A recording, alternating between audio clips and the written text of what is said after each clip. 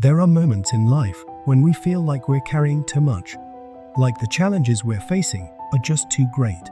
But there's a powerful reminder in 1 Corinthians 10:13 that speaks directly to us in those moments.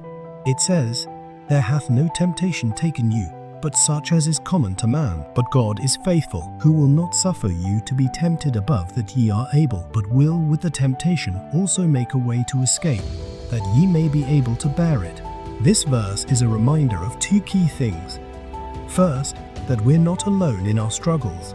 Whatever challenge or temptation we're facing, others have walked this road before us. Temptations and difficulties are common to all of us, no matter who we are. We are connected in our experiences, in our moments of weakness, and that can be a comforting thought. We're not alone in this. And then there's the second, even more powerful reminder. God is faithful. You think about that. It means that no matter what we're going through, God's presence, His strength, is with us. He's not just aware of our struggles, He's actively helping us through them. He knows exactly what we're capable of and promises that we won't face anything that we can't ultimately handle. In a world where so much feels uncertain, this promise of faithfulness is like a rock we can lean on. But it's easy to wonder, if God knows our limits, why allow us to be tempted or tested at all? The answer lies in growth. Challenges give us the chance to grow stronger, to learn, to become more resilient. Every time we face a temptation or trial and overcome it, we build character. We gain confidence in our ability to handle more, to rise above what once held us back. Another powerful part of this verse says that, with the temptation also, God will make a way to escape, that ye may be able to bear it. God doesn't just leave us to face challenges alone. He provides a way through them. Sometimes it's a newfound strength, a friend who helps us, or a sudden clarity that guides us.